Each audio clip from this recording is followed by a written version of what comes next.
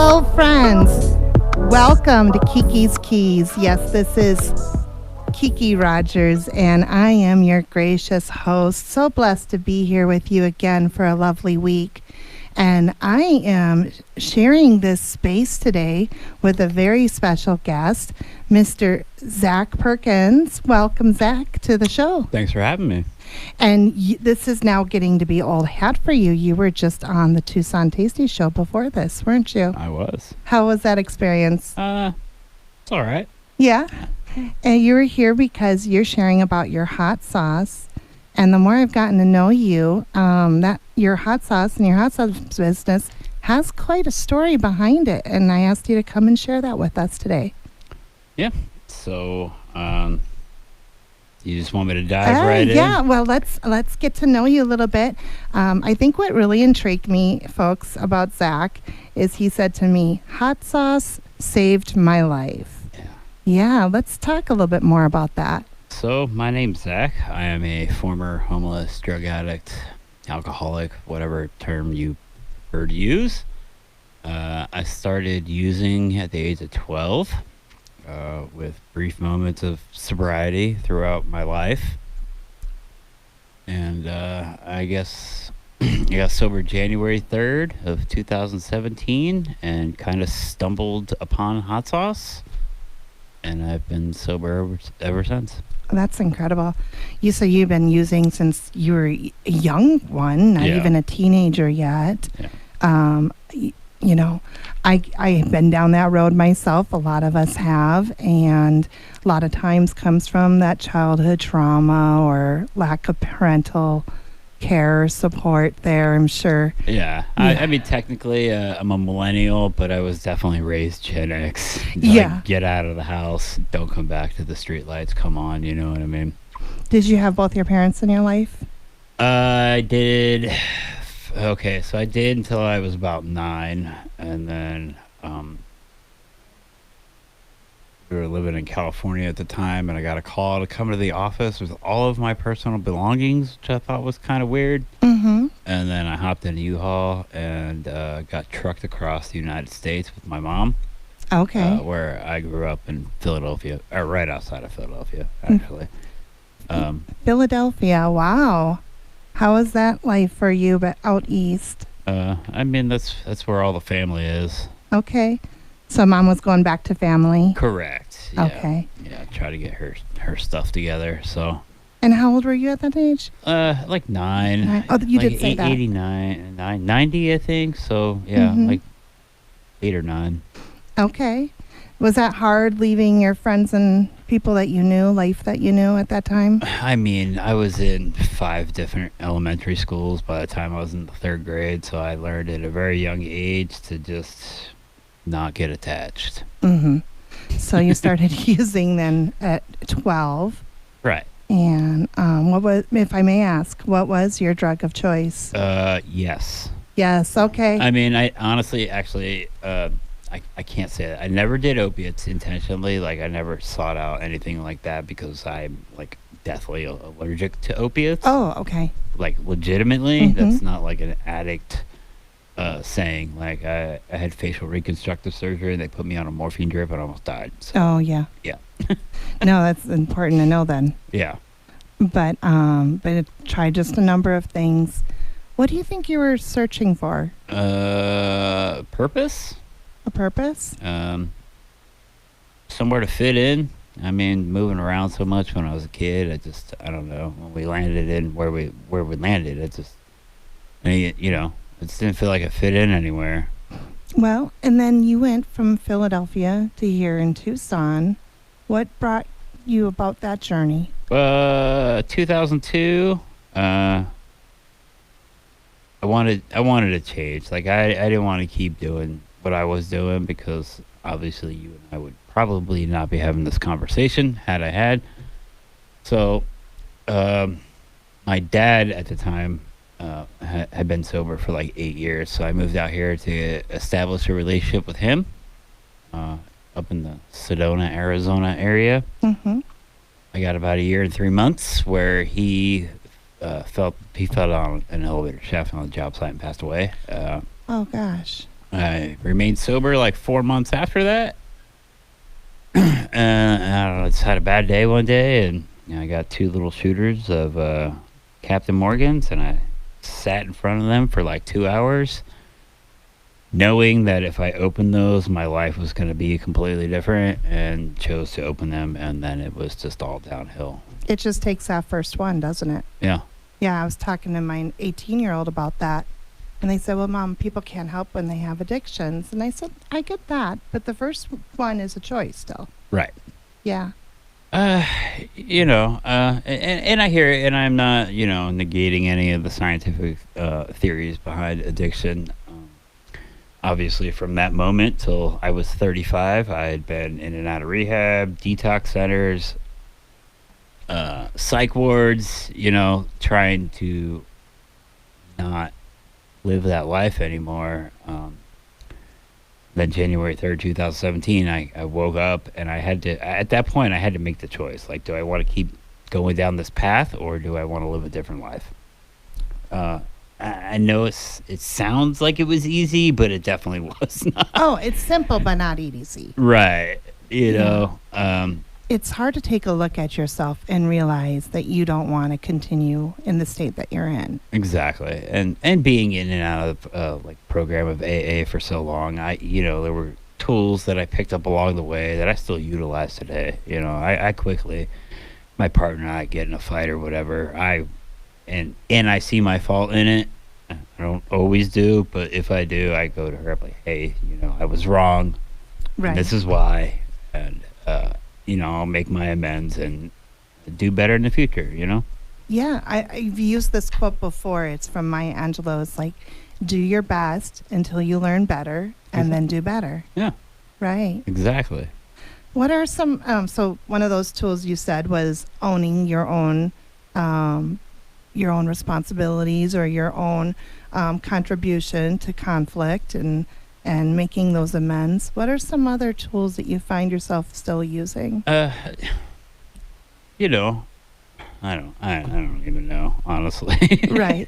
The reality is, most of my using career was me having a severe case of the poor me. It's like, why me? Why is my life so messed up? Why me? And then, like, today, it's not why me. Today, it's, what am I trying to say here? It never was why me. And the day I realized, like, I am in control of how I view the world and how I view things that take place. It's just life. I think that's a conscious decision, too, how we're going to respond to our stressors. And I'm not saying I don't still get angry. I mean, I have my moments. I had a pretty bad day the other day, Yeah. So when you have a bad day, instead of reaching for a substance, what do you do instead? Sometimes I'll take a nap. Mm-hmm. Sometimes I just need to eat. Right. No, I get that. Hangry, I believe, is the terminology for that. But you're listening to what your body needs, it sounds like. Exactly. I'm just trying to be as self-aware as I possibly can. Oh, that's awesome. But, I'm sure you understand that's not always easy for people, especially when they are caught up in an addiction or in a relationship, or either with themselves or someone else that's not benefiting them anymore. How did you you said it wasn't easy, maybe simple, but not easy. How did you finally decide to make that turning point for yourself? So, like I said, January 3rd, 2017, I got sober. However, had I not relapsed that New Year's Eve, I wouldn't have had to make that choice because I'd already spent 6 months sober. Mm-hmm. But because of that relapse, I almost lost everything that I had built in that 6 months, my job, my partner, everything. I almost lost everything in 3 days. Wow. So, in a hotel room, I'm sitting there detoxing off alcohol and whatever. Detoxing off alcohol, and I was like, man, I cannot do this anymore. So I had to commit in that moment that I just wouldn't do it. Okay, you made that commitment to yourself. That's amazing. We're going to come back after the break and we're going to hear more about what that commitment to yourself looks like and how life is going now. And we got to hear about the hot sauce and how that's made a difference. Sounds good. All right, well, we are here with Zach Perkins. This is Kiki Rogers of Kiki's Keys. Please give some love to our sponsors who are coming up next, and then we will talk to you after the break. Welcome back to Kiki's Keys to Unlocking Your Best Life, sharing stories of people who've been through their worst, now living their best to give hope and inspiration to others. And I am here with Zach Perkins. He was sharing about how he was in and out of abuse and treatments and programs. And finally, he made the commitment to himself that he wasn't going to do it anymore. Tell me about how that transition worked. What made that time different than the others? Well, like I had said prior to the break, that I had spent 6 months sober, and I was really working on myself, and I was really working towards something. Like I had goals in life. I never had goals before. My only goal was to get messed up. You know what I mean? Mm-hmm. And that felt good. Like I felt good about myself for other than the relapse. Obviously, I didn't feel good about the relapse, but prior to that relapse, But you had some point of reference of what it could be like without it. Right, exactly. So when I made that commitment, it was just, I don't ever want to have to. I got another relapse in me. I don't have another recovery. I know you've heard that before. Absolutely, but that's a good one. I just don't. If I go back out, I'm probably not coming back. Well, I'm glad that you're not out. I'm glad you're here sharing your story with us. And you were saying what kept you in addiction was a lack of purpose. And you found a very unusual purpose. And in most people's lives, your purpose was found in a different type of bottle. Right, a hot sauce bottle. A hot sauce bottle. How did you come to get passionate about hot sauce? I've always been really good at making marinades, barbecue sauces, things like that. And then when I got sober, you know, I would make batches of spicy barbecue sauce with various things. I found this habanero extract from Bisbee Hot and Spicy, and then they discontinued it. So I was trying to mimic the stuff that I used to purchase, and it just kind of fell into hot sauce, and people really enjoyed what I was making, and here we are. Here we are. That was 2017? 2017. I registered the business in 2018. Okay. How was that experience, especially coming from such a rocky background? Where did you find that confidence to go into business for yourself? Oh, I've always worked for myself. I don't make a good employee. And it's not that I don't make a good employee. My problem is I work too hard. Right. And then I feel like I don't get compensated for it. Mm-hmm. Not that I'm making all that much money now, but I'm still working for myself. Yeah. In my early days, I was a painting contractor. I was the youngest painting contractor in the state of Arizona at the time. I don't like working for people. Well, no, I get that. I'm a serial entrepreneur myself, being a business owner. So Yeah. I totally understand that passion. I always joke that we work 80 hours a week to avoid working 40. Right. But it's our 80 hours where we choose to spend it. And Exactly. yeah, I get that passion, that fire. And so you discovered that you made this wonderful hot sauce. Your friends were loving it. You registered your business. Business is High Desert Sauce Company. High Desert Sauce Company. Established in 2018. And I have a little cue because it's right on your shirt in front of me. Oh, yeah. Yes, I did. HDSC. How can people find your hot sauce? You can order direct from our website. If you're on social media, we have all the TikTok shops and the Instagram shops and the Facebook shops. Or there's a little section on our website that says where to buy. I'm sorry, folks. My wholesale game is not as good as it should be. However, we got our FDA approval the day COVID shut the world down, so there was not a whole lot of wholesale. Oh, yeah. You had because you just established your business the year and a half beforehand. Right. Then COVID hit. So that must have really slowed things down for you. Believe it or not, it did not. It because no one was allowed to go anywhere, like e-commerce kind of blew up. Okay. We do pretty well on the website still, even though sales are down a little bit. Like we're still doing okay. But yeah, I need to work on the wholesale game, get it out in more places, more accessible to more people. And they can look up your website at High Desert Sauce Company. Or it's just hdsauceco.com. Oh, hdsauceco.com, folks. And tell me about your hot sauce. What makes it special? I don't know if it's special. I'm just some addict that started making hot sauce. I think people enjoy the story, Mm-hmm. and then they buy the hot sauce because they want to support, just, where I've come from, and then they get it and like, oh, it's actually pretty good. Right. So everything we make is handcrafted. I make everything myself. I mean, I'm not saying I don't have help, but we don't use a co-packer. In fact, the one time we did use a co-packer, we had a massive recall, 24,000 bottles. Ooh, that must have been a hard lesson as a business owner. I mean, so it was for our Hot Ones feature. We were featured on season 15 of Hot Ones. I couldn't make 36,000 bottles myself, so I hired a company out of Phoenix to do it, and they bottled it incorrectly, and it blew up in people's faces. Oh, no.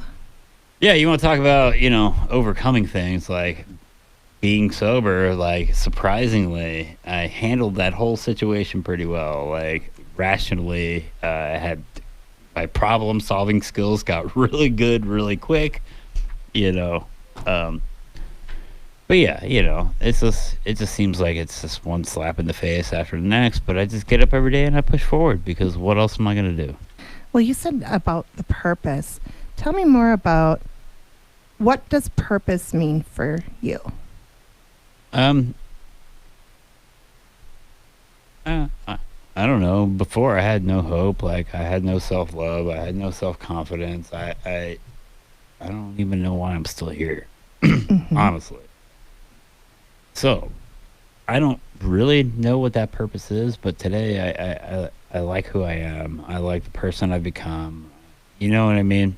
And You can look at yourself in the mirror with pride. exactly. And hot sauce helped me build that relationship with myself. Do you ever sometimes get in your own head still and Oh, yeah. question? Oh yeah. Yeah. What do you do when you're in those moments? I usually reach out to somebody, because 9 times out of 10 it's just because I'm lonely. You know what I Lonely, mean? yeah. And yeah, being by yourself in that space, thinking. You know the routine. If you, I do. Yeah. I do. And that's why I ask. And I know there's people out there who sometimes do that and they self sabotage. I think your point about reaching out to someone else or trusting someone else's opinion about you when you don't have a good opinion about yourself. Right, and then the program. That's why they say if you get in the headspace, you need to call your sponsor before you drink.